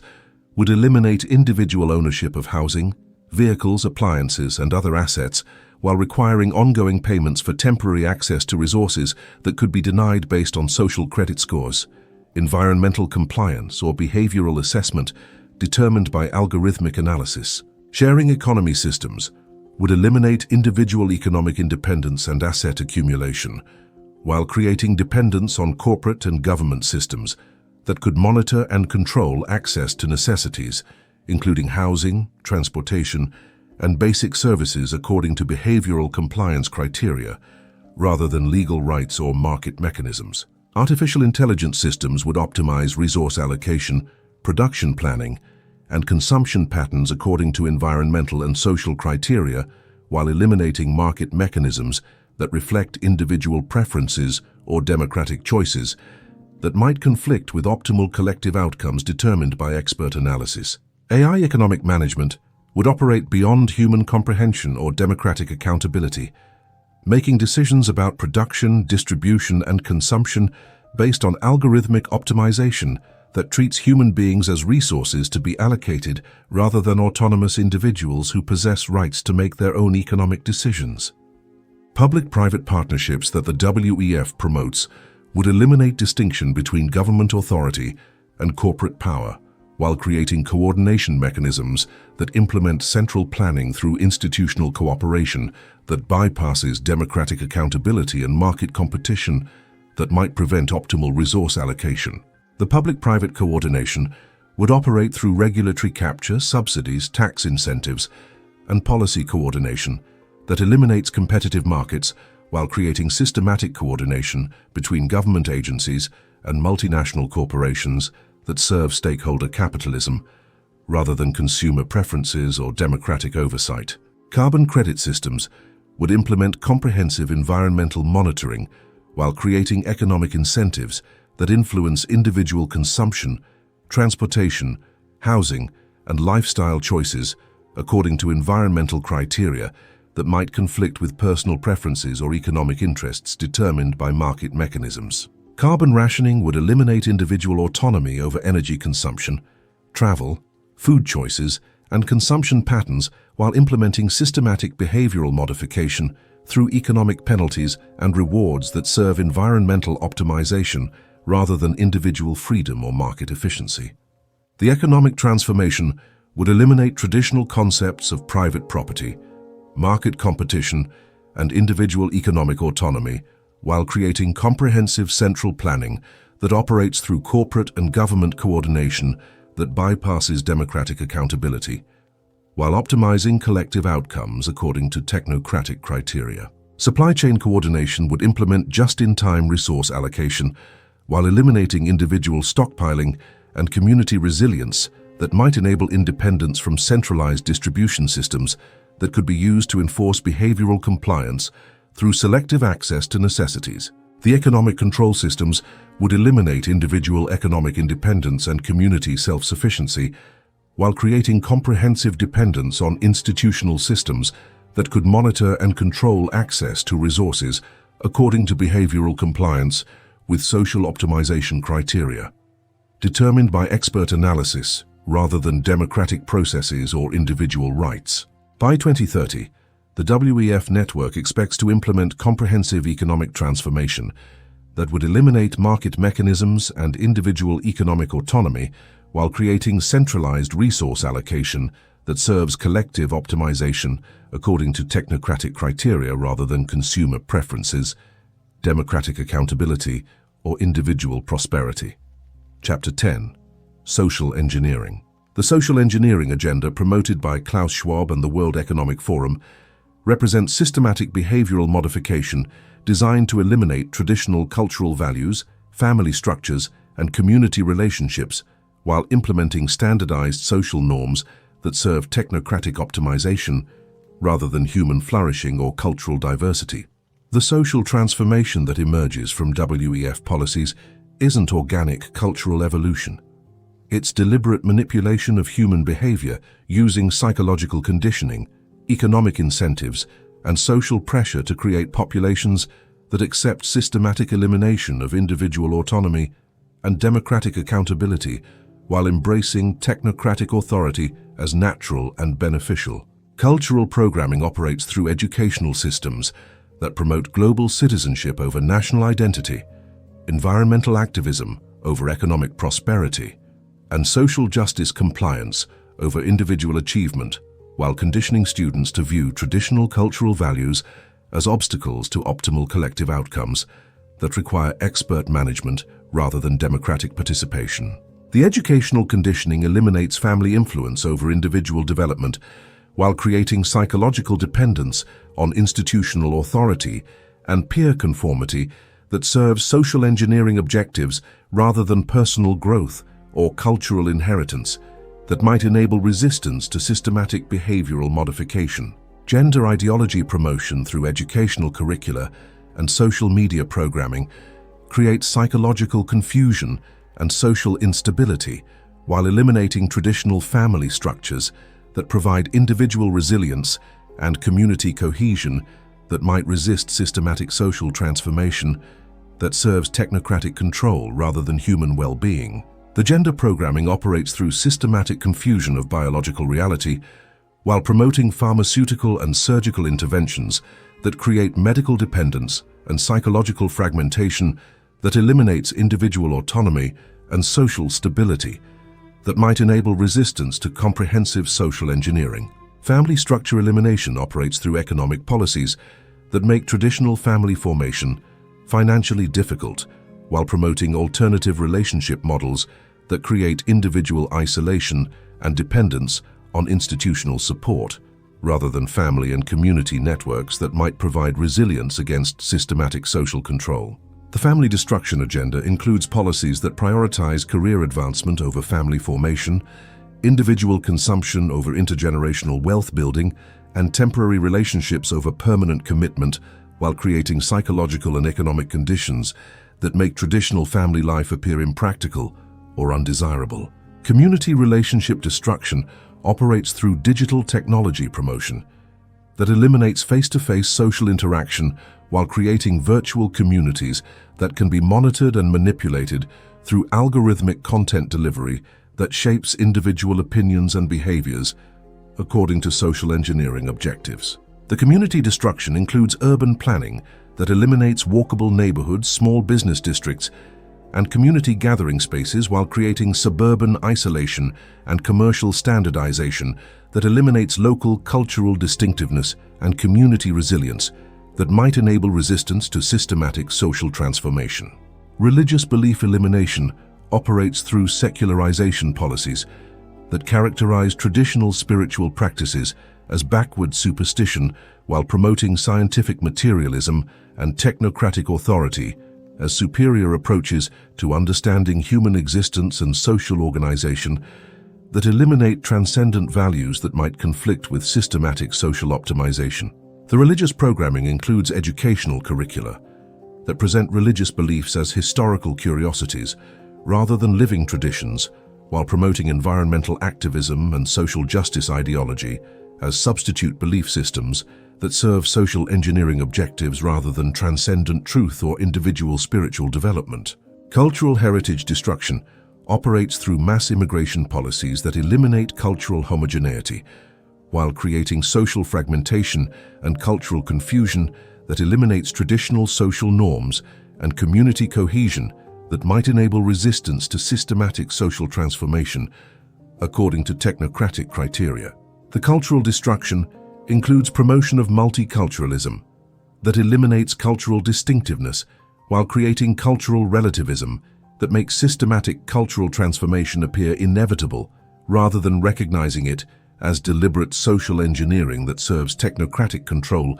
rather than cultural enrichment or human diversity. Social media manipulation operates through algorithmic content delivery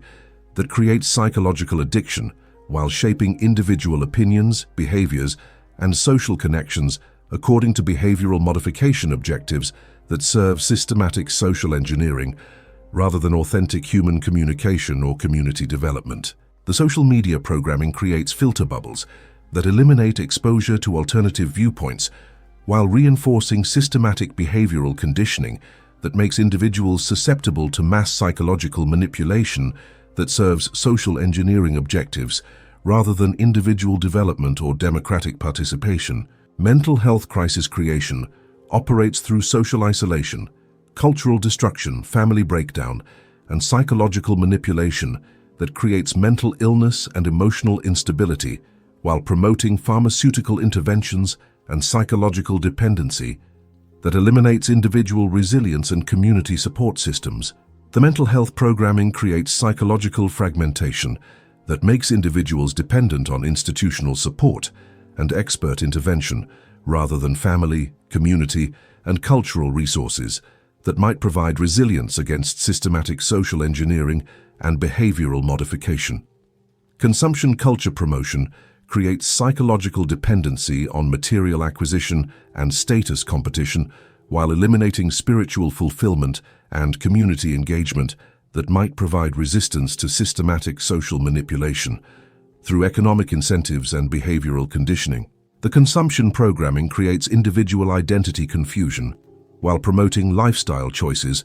that serve corporate profits and environmental monitoring rather than personal fulfillment or community development that might enable resistance to comprehensive social engineering. Social credit systems would monitor individual behaviors, social connections, and compliance with social optimization criteria while using rewards and punishments to encourage conformity with standardized behavioral norms that serve collective efficiency rather than individual autonomy or cultural diversity. The social credit infrastructure would eliminate individual privacy and spontaneous behavior while creating comprehensive behavioral monitoring that could detect and respond to non-compliance with social engineering objectives through economic penalties, social exclusion, and access restrictions that make resistance practically impossible. Artificial intelligence systems would analyze individual behavioral patterns, social connections, and psychological characteristics while implementing targeted interventions that appear voluntary but actually represent sophisticated manipulation designed to achieve optimal social outcomes according to algorithmic criteria rather than human values. The AI social engineering would operate beyond human comprehension,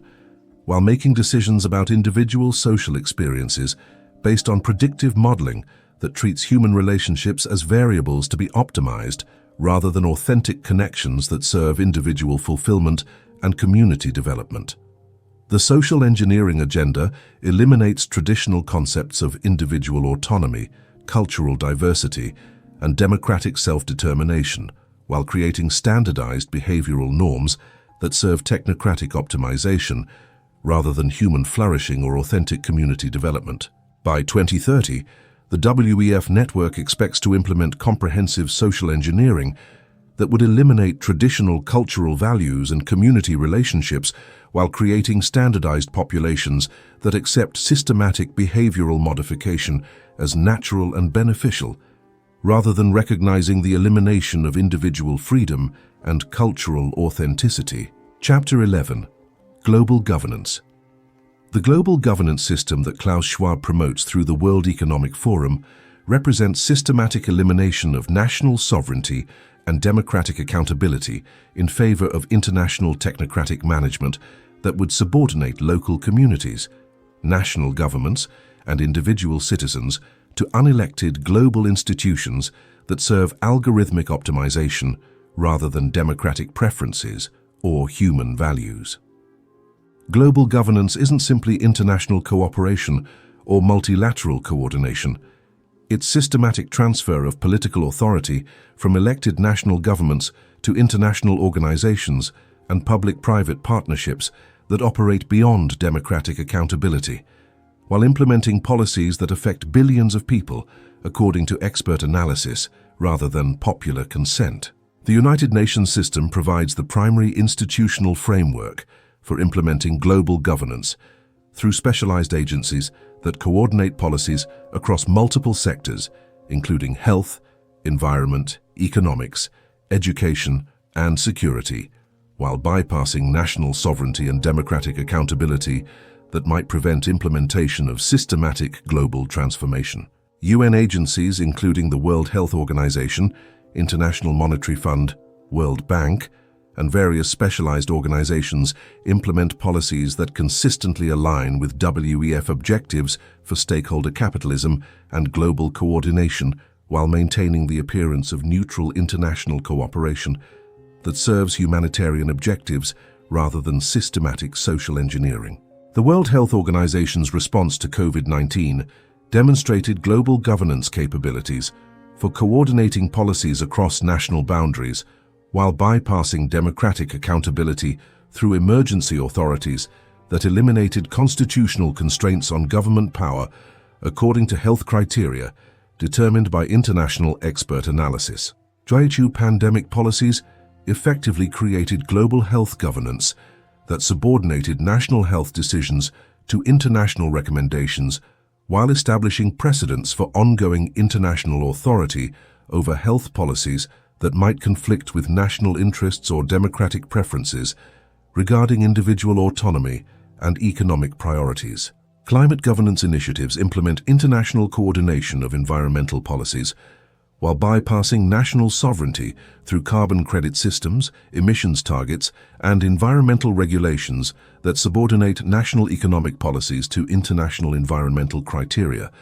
determined by expert analysis rather than democratic evaluation. Climate agreements, including the Paris Accord, create binding international commitments that eliminate national autonomy over energy policy, economic development, and resource allocation while implementing systematic economic transformation that serves environmental optimization rather than national prosperity or democratic preferences. Economic governance operates through international financial institutions that coordinate monetary policy, trade regulation, and economic development while eliminating national economic sovereignty through debt mechanisms, regulatory harmonization, and policy coordination that serves global economic optimization rather than national interests. International Monetary Fund and World Bank policies consistently advance stakeholder capitalism and global economic coordination while using debt obligations and development assistance to influence national policies that might otherwise serve national interests, rather than global optimization criteria determined by international expert analysis. Digital governance initiatives coordinate technology policies across national boundaries, while implementing international standards for digital identity, artificial intelligence, and data management that eliminate national autonomy over technology regulation, while creating global infrastructure for comprehensive social monitoring and behavioral modification. Digital governance frameworks coordinate international technology policies while eliminating national sovereignty over internet regulation, data protection, and artificial intelligence development that might serve national interests rather than global optimization criteria that enable comprehensive population monitoring and social engineering. Migration governance coordinates international population movements while eliminating national border control and immigration policy autonomy through refugee obligations, humanitarian requirements, and international law that subordinates national demographic preferences to global population optimization according to economic and social criteria. Migration policies consistently advance global labor mobility while eliminating national autonomy over demographic composition through international legal obligations that prevent democratic evaluation of immigration consequences that might conflict with global economic optimization or social engineering objectives. Education governance coordinates international educational policies while eliminating national curriculum autonomy through standardized testing, international assessments, and educational funding that requires compliance with global educational criteria that serve social engineering rather than national cultural preservation or democratic educational preferences. International education initiatives consistently advance global citizenship over national identity, while implementing curricula that serve social engineering objectives rather than cultural inheritance or individual development that might enable resistance to systematic behavioral conditioning and ideological transformation. Security governance coordinates international law enforcement and military policies,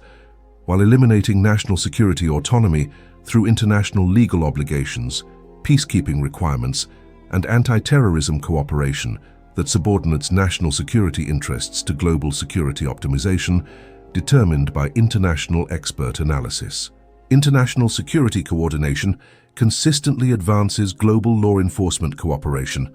while eliminating national autonomy over domestic security policies that might serve national interests rather than global security optimization that requires systematic population monitoring and behavioral control. Trade governance coordinates international commercial policies while eliminating national trade autonomy through multilateral agreements, dispute resolution mechanisms, and regulatory harmonization that subordinates national economic interests to global trade optimization according to corporate, rather than national or democratic criteria. International trade agreements consistently advance corporate interests over national economic sovereignty, while eliminating democratic evaluation of trade consequences that might conflict with global economic optimization or corporate profit maximization that serves stakeholder capitalism rather than national prosperity. The governance coordination operates through public-private partnerships that eliminate distinction between government authority and corporate power,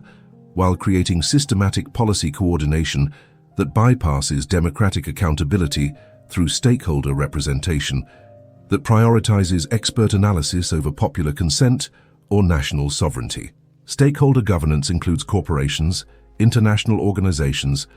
academic institutions, and civil society organizations in decision-making processes, while eliminating democratic representation that might result in decisions that conflict with optimal collective outcomes determined by expert analysis rather than popular preferences. Crisis governance provides ongoing justification for expanding international authority, while eliminating national autonomy through emergency powers that bypass democratic constraints on government authority, according to crisis management that serves global coordination, rather than national interests or individual rights. Crisis management consistently advances global governance objectives, while eliminating national sovereignty through emergency authorities that make systematic transformation appear inevitable, rather than recognizing it as deliberate policy choices that serve technocratic optimization rather than democratic accountability or human freedom. The global governance system eliminates traditional concepts of national sovereignty, democratic accountability, and individual citizenship, while creating international technocratic management that serves algorithmic optimization rather than human values, democratic preferences, or cultural diversity that might conflict with systematic global transformation. By 2030, the WEF network expects to implement comprehensive global governance that would eliminate national sovereignty and democratic accountability while creating international technocratic management that serves collective optimization according to expert analysis rather than popular consent or individual freedom. Chapter 12. Future Dystopia. The future that Klaus Schwab envisions through the World Economic Forum's Great Reset represents a dystopian technocracy where human beings would exist as monitored and managed resources in a global system that eliminates individual freedom, democratic accountability,